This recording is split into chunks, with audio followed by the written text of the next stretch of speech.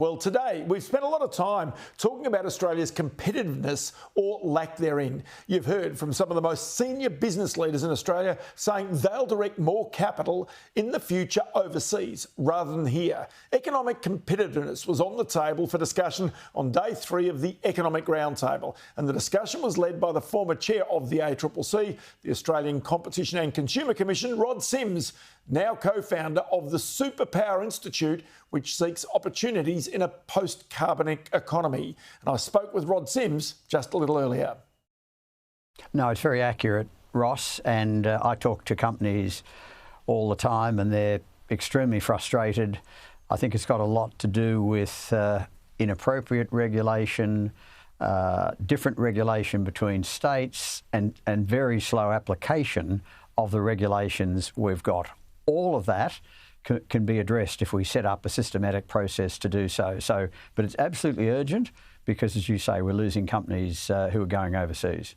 OK, but the issue is here, not just local competitiveness, which obviously drives down prices, or it should, and therefore gives consumers a better outcome and keeps inflation in check.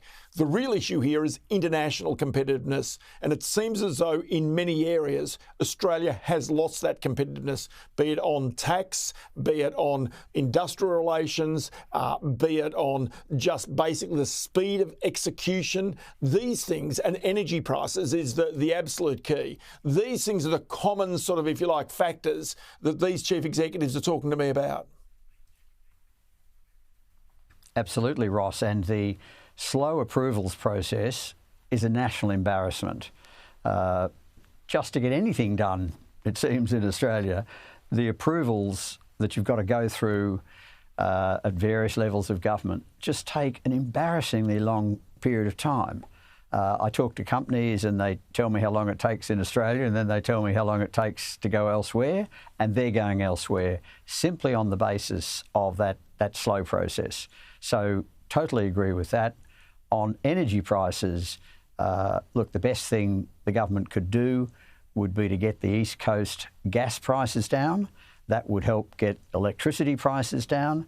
Australia has by far the highest domestic gas prices of any gas exporting country in the world, by far. So we need to get particularly the East Coast gas prices down. There's various ways that have been talked about to do that. It was an issue at the last election. It's absolutely doable.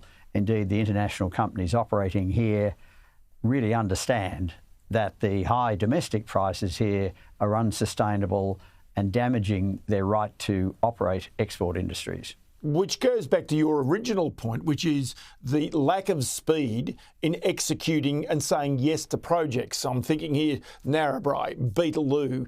You've also got the big Barossa project as well. So all of these 3 projects could create gas for the East Coast, which right now they're all in one way, shape or form held up. And as a result of that, energy prices are much higher than they should be, driving manufacturers either out of the country or out of business. Absolutely, Ross. Look, whether it's an approval or a rejection, just do it quickly. That's the point. I mean, we're not saying wave everything through. We're just saying do it efficiently. If you're going to approve it, get it done. If you're going to knock it back, get it done. Narrabri, I think, has been going for almost 15 years through the regulatory approval process. I mean, that is just dreadful by any standard. So get it done one way or another. I mean, had Narrabri been told in 2012-13 that the answer was no, Santos probably would have gone on and done a whole range of other things. So it's just speed it up, get it efficient, and that if that means better legislation, if that means more resourcing of the people who provide the approvals, but that's what needs to happen. So you were sitting inside the room this week listening to all of the suggestions and maybe some of the resolutions that might come. My great concern about it is we know what the problems are. The question is, what are the answers and how quickly can those answers come along from a political point of view? What was your sense about the need for the urgency for the solutions to what we identify as the problems? Well, that's a good point, Ross. I think you have to acknowledge that just having the round table itself has built up pressure for answers, and so that's good. When I was in the room, there seemed to be a fair bit of consensus, so that's good. There was consensus about dealing with a lot of these regulatory issues. You know, you've got different employment standards, licensing standards across states. You've got different product standards, different procurement standards. You've got slow approval processes. You've got regulations that just shouldn't be there. But the way to deal with it, Ross, in my strong view, is you need a process to deal with it. Trying to put caps on regulations, trying to deem that you're going to approve something at a certain time. No, let's go through and fix the problems. And we've got the mechanism in place. There's the Commonwealth and state territories are coming up with a National Competition Policy Mark II. And you and I can remember in the mid-90s, that National Competition Policy had a good process around it, and it had a really good spring clean of a lot of regulations that were stopping competition. Now we need that spring clean of regulations that are affecting competition and productivity. And that mechanism is there. I think Commonwealth and state treasuries getting to work on it, getting it turbocharged.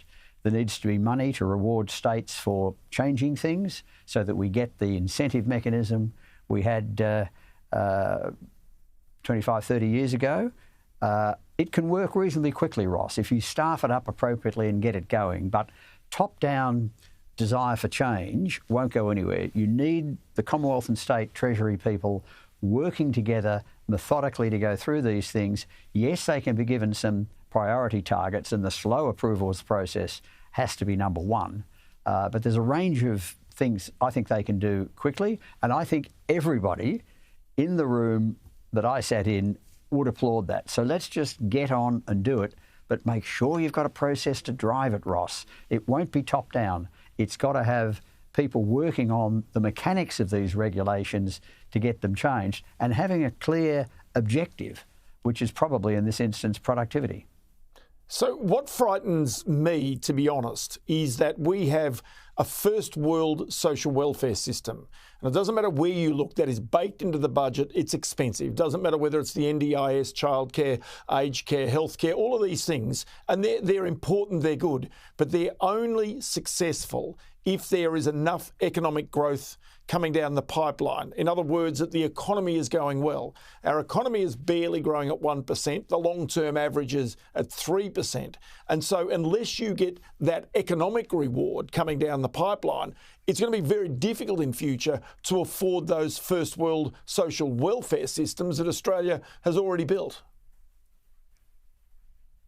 Oh, look, that's right. I mean, obviously, Ross, you can see the focus on the NDIS, and you've got to constrain that in to make that workable. But you're right, you need economic growth to fund these things. Keep in mind the National Competition Policy process in the mid-90s boosted growth, boosted productivity. So you've got the evidence there that sort of spring clean of the regulations actually brings huge benefits.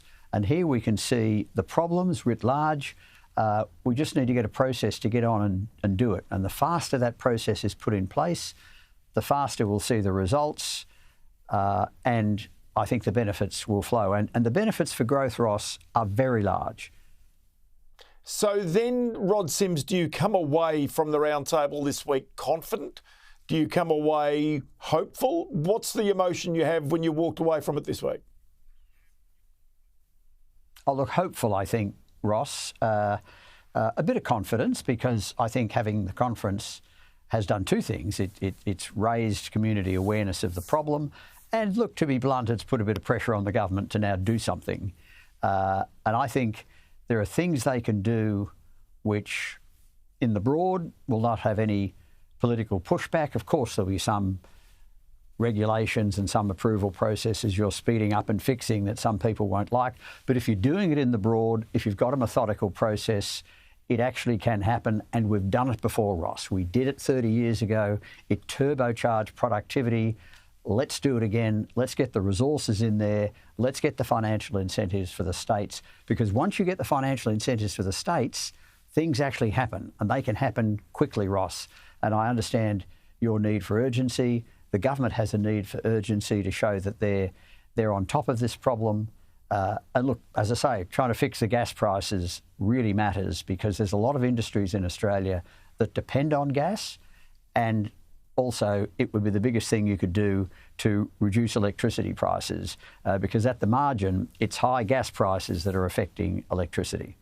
I'll tell you what, Rod Sims, it is always great to chat to you. Thanks so much for a loan of your brain today, and I'll chat to you again soon. Thanks, Ross. Really appreciate the time.